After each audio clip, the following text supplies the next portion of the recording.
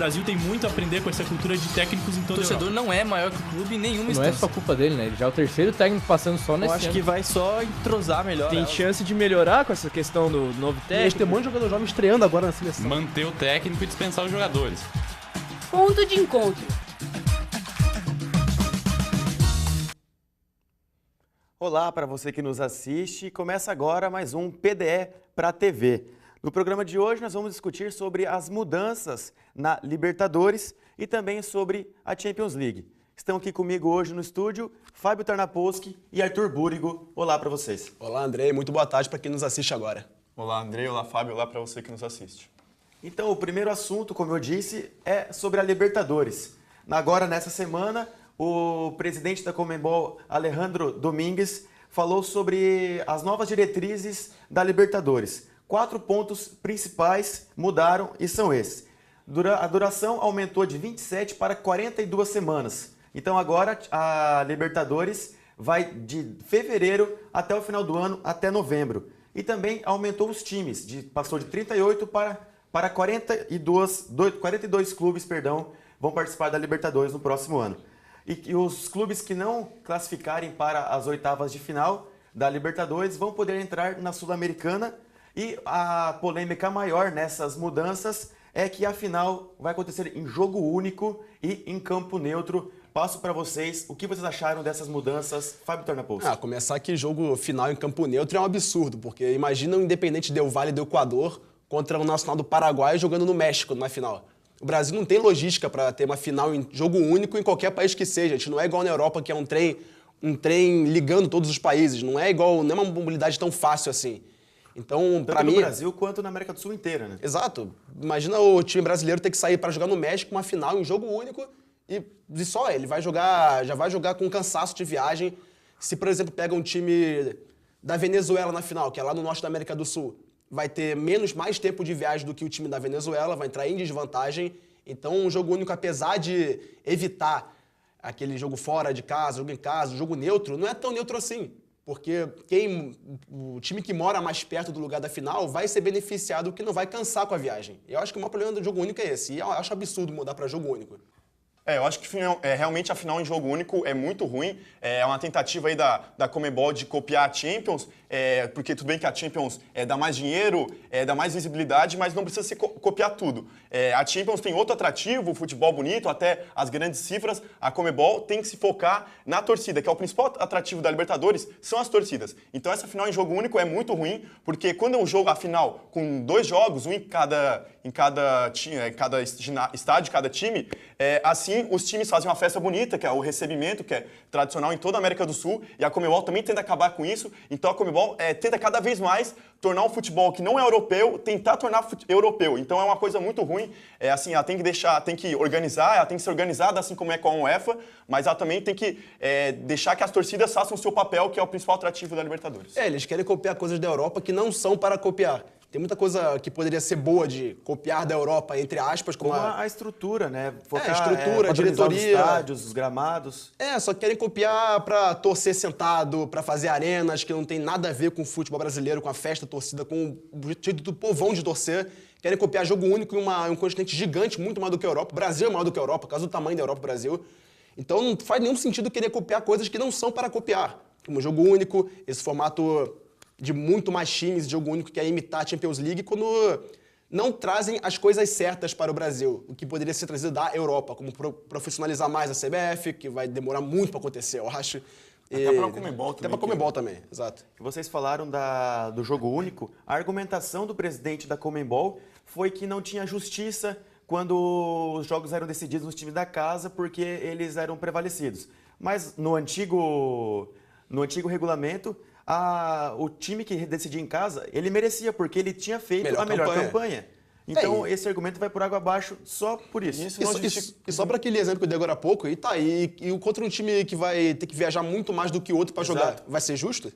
Por exemplo, a final é no Brasil, um time argentino é muito mais beneficiado que um time equatoriano, até pela torcida. A torcida argentina vai se locomover em muito mais peso, talvez a torcida equatoriana, que às vezes não tem tanto dinheiro, não vai poder se locomover em peso. Então, às vezes, o estádio pode ficar até vazio, porque as torcidas não vão poder ver o seu time jogar a final da Libertadores na sua casa, que é onde ele jogou toda a Libertadores. Então é uma coisa realmente muito ruim essa parte de jogo único. Porém, um ponto dessa mudança eu achei bom, que é maior número de clubes, porque vai internacionalizar mais a competição, vai dar mais chances para times que, por exemplo, no Brasileiro, um time que estava em quinto lugar Brasileirão inteiro, em quarto lugar Brasileirão inteiro, deu um vacilo na última rodada e foi para quarto lugar. Foi para quinto lugar, e quem estava em quinto passou para quarto sem jogar um futebol melhor. Vai ter mais justiça com times que acabaram tendo um vacilo em últimas rodadas de ir para a Libertadores, e vai aumentar o número de times e vai ter mais jogos, mais bilheteria, mais estádios. Por esse lado é bom.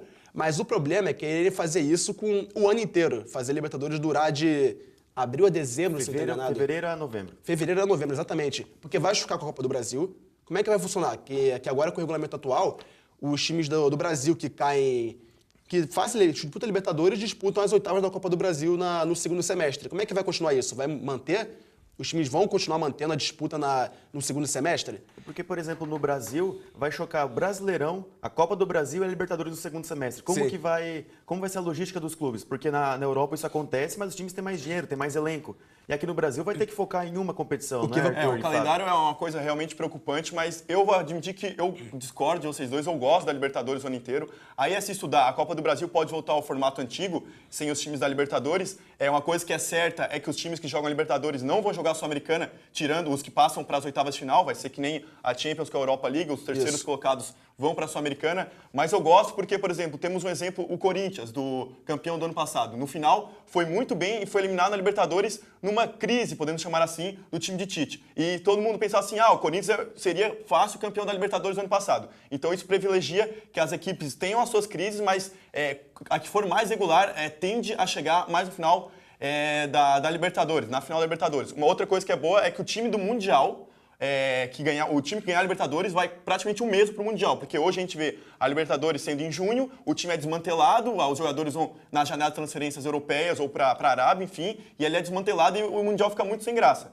Então essa é uma coisa positiva para mim. Uma coisa que tem que se ver é que, em função da janela, às vezes a fase de grupos, um time vai muito bem e venda a maior parte dos seus bons jogadores na janela, e aí ocasiona que esse time vá mal nas fases decisivas. Então essa coisa da janela é uma coisa, vai ser bem decisiva nessa nova Libertadores, que vale a pena a gente ver. O meu único medo é no segundo semestre as competições como Copa do Brasil, Libertadores e Sul-Americana começar a virar um punhado de times reservas.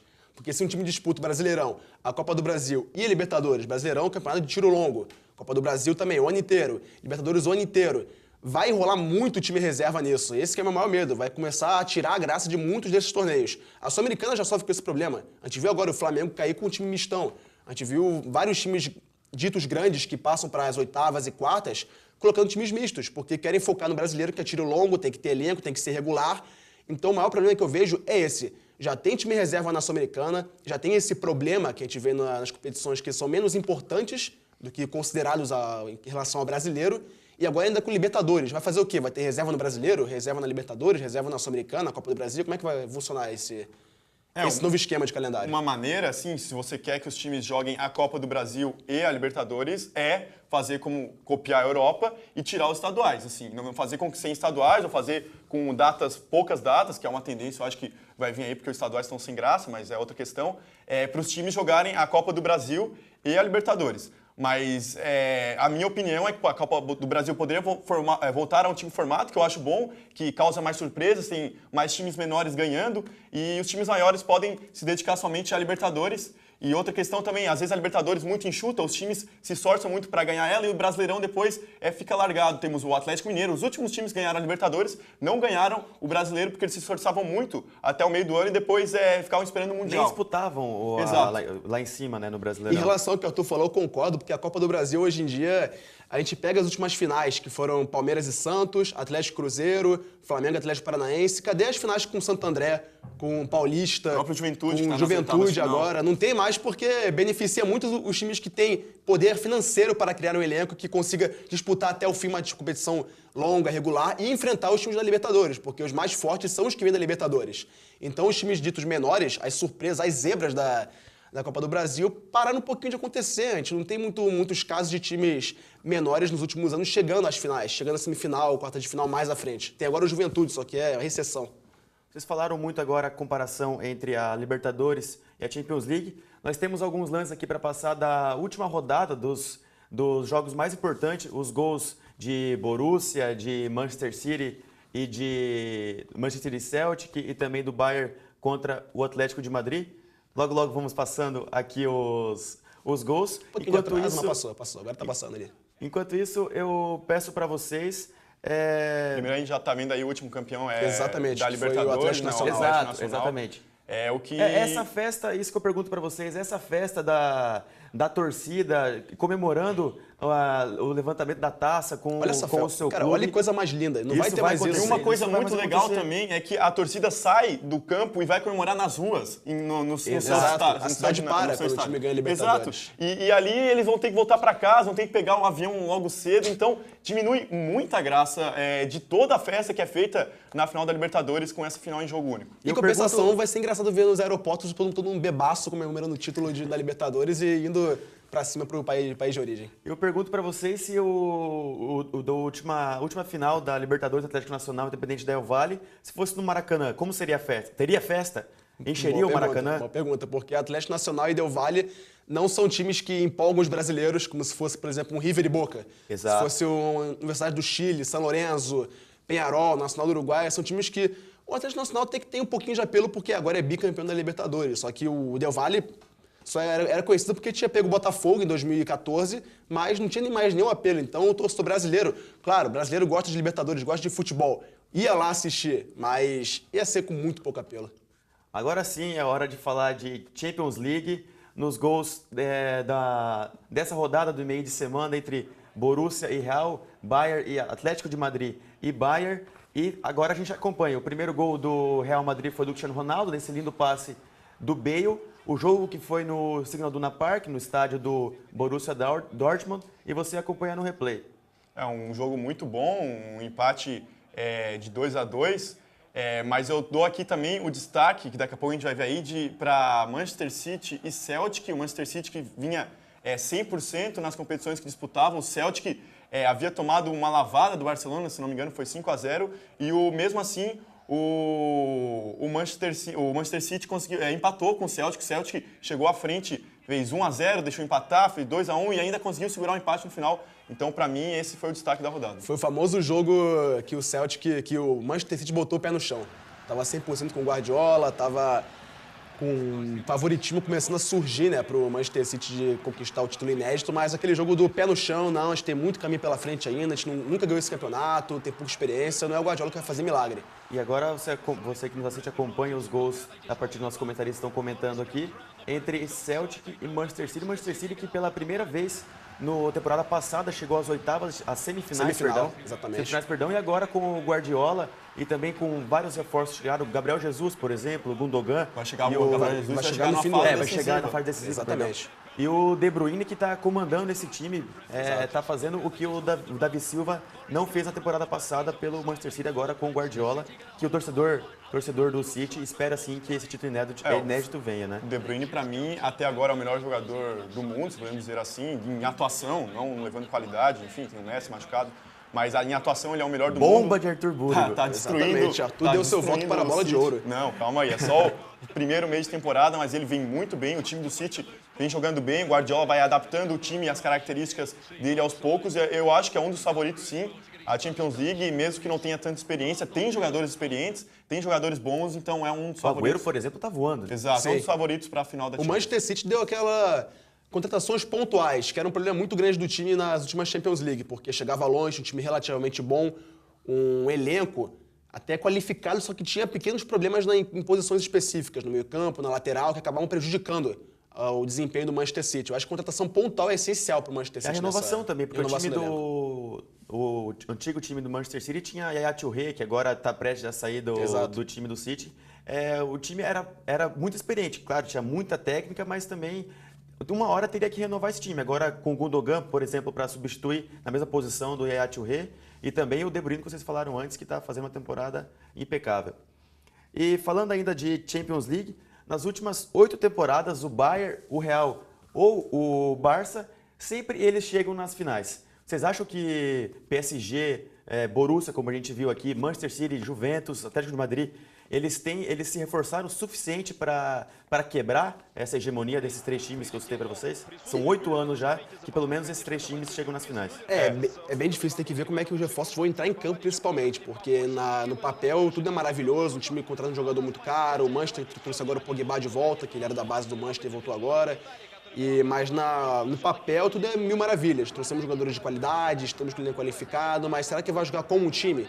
Será que o time vai se entrosar e ter o elenco qualificado para ter uma tática boa, ter uma formação tática que seja constante em campo, que não seja bagunçada? Só para pegar como exemplo, por exemplo, os últimos 3 times das finais, o Bayern, o Real e o Barça, estavam sempre nas finais. Curiosidade, são os times de países que ganharam a Copa do Mundo, 2010 e 2014, mais recentes. Isso aí, o futebol da seleção, influencia muito no país, influencia muito nos clubes de futebol, porque é um modelo que os times pegam para não copiar, mas se basear, porque lá estão os melhores jogadores, ou seja, podem testar mais táticas, porque os jogadores são mais qualificados para entrar nessas táticas. Então, por isso que eu acho que Espanha e Alemanha estão muito à frente, não muito à frente, mas estão com pequena vantagem na Liga dos Campeões, porque tem um modelo de tática que deu certo na Copa do Mundo, que deu certo em Eurocopas, e que os times podem se basear e testar novas variações táticas e jogar como um time. Esse que é o meu problema. Será que quem se reforçou vai jogar como um time, de fato? Eu concordo com o Fábio, mas eu também dou outra possibilidade para esses times irem melhor na Champions, porque, por exemplo, os times ingleses eles enfrentam muito mais dificuldades no campeonato inglês. Sim. Qualquer jogo é muito mais difícil no campeonato inglês do que às vezes do espanhol e até do alemão. O Bayern tem lá alguns times que às vezes causam dificuldades, até o próprio Borussia, mas são poucos, e na Espanha eu acho que são menos ainda. Os times não batem de frente, são 5, 6 times que conseguem bater de frente com o Atlético, vamos montar o Atlético, o Real e o Barça. Então esses times podem se focar mais na Champions League, eles podem poupar até seus jogadores no Campeonato Nacional, porque provavelmente vai ganhar jogos simples, jogos fáceis, para focar principalmente na Champions League. Mas eu acho que esse ano esses continuam sendo favoritos, Bayern, Real e Barça, assim como eu ponho na lista também o City, a Juventus que chegou na final aí recentemente. E o PSG agora, que trouxe o Unai Emery, que foi o tricampeão da Eurocopa, das últimas 3 Eurocopas, ele que comandou o time campeão. Você acha que agora o PSG consegue esse título internacional? Trouxe o Unai Emery, mas perdeu o Ibrahimovic, que era uma referência muito importante. O Cavani já começou a temporada bem, está fazendo muitos gols. Di Maria é um excelente jogador, se encaixou muito bem no PSG, e para mim a temporada do PSG vai depender muito do Verratti. O Verratti passou a temporada passada muito machucado, ele que é um excelente jogador, um dos melhores volantes aí do mundo, desarma muito bem, sai jogando com uma maestria gigantesca. O Verratti, se ele estiver em boa fase e se o PSG conseguir fazer um time que jogue meio que pragmático, não tente dar show, jogando a bola pro Di Maria, o Lucas também tem que sair, ele já foi bem na temporada passada, ele tem que ir um pouquinho melhor nessa. Eu acho que o PSG pode causar problemas, mas eu ainda acho que o Cavani já foi um atacante muito bom. Hoje eu não sei se ele é o alto nível para fazer todos os gols do PSG. Eu fico meio... Não sei se o PSG vai chegar à final por causa de não ter um atacante de tão alto nível. E também não era uma referência como era o Ibra, né? Nem de longe uma referência como era o Ibra pro PSG. O Cavani nas últimas temporadas, nas últimas 4 temporadas, ele tem jogado muito pela ponta. Ele não é aquele centroavante como é o Ibrahimovic. Vamos ver se agora ele vai conseguir fazer esse papel. Né? Uhum. Ele começou jogando como centroavante, depois que foi pro PSG com o Ibrahimovic no ataque, ele foi deslocado. Jogou mal. Até na seleção uruguaia, tem o Soares. O Soares ele também é obrigado a jogar pela ponta. Ele joga um pouco mais pela ponta, então vamos ver agora que quando ele volta para a posição dele, que ele já fez muitos gols até na Itália, vamos ver se ele consegue levar o PSG aí a chegar perto do título. Eu acho que o PSG talvez chegue até uma semi, eu não colocaria o PSG como na primeira prateleira dos favoritos, assim, para ganhar o título. Eu acho que isso aí pode até prejudicar bastante o Cavani, porque mudar várias vezes de posição pode ser uma faca de 2 gumes, porque ele pode ser muito versátil, um jogador coringa, como é chamado, mas pode não acostumar com a posição. Pode perder os cacuetes de atacante, centroavante fixo, de pontas, e acaba não tendo aquela sequência necessária que o Ibra tinha como centroavante, como referência. O Cavani não tem isso. Então pode tanto ajudar. O Cavani é um estilo coringa para o PSG, mas não tem a sequência na posição que tinha o Ibra, que tinha a referência no ataque para os meio-campos e laterais. E para fechar então a nossa edição de hoje, tirando Bayern, Real e Barça, quem você coloca nas semifinais? Mais um aí na semifinal, Fábio. É para falar só um na semifinal? Você colocaria Barça, Real e Bayern na semifinal? Bem difícil falar agora, mas eu colocaria o Real na semifinal, com certeza. O Barça, eu acho que eu botaria, apesar das lesões do Messi, eu não sei como é que o Barça vai conseguir se manter nessa fase final. Eu boto o City, porque o Gabriel Jesus vai assinar agora em dezembro, vai chegar no clube em dezembro, no final do ano e pode ter uma boa chance. E eu vou colocar aí, só de brincadeira, botar o Leicester aí na semifinal. Leicester na semifinal, que está 100% de aproveitamento na Champions League até então. E você, Arthur, quem você coloca nas semifinais dos 4 clubes? Eu coloco o Real e Barça também, coloco também o City. Eu fico em dúvida do Bayern, não sei se o Ancelotti ainda conseguiu dar ao time o que ele quer. Ele é um excelente treinador, um dos top 3, top 5 do mundo aí. Ele é muito bom, eu acho que com o passar da temporada ele vai dar ao time a característica que ele quer. Ainda não conseguiu.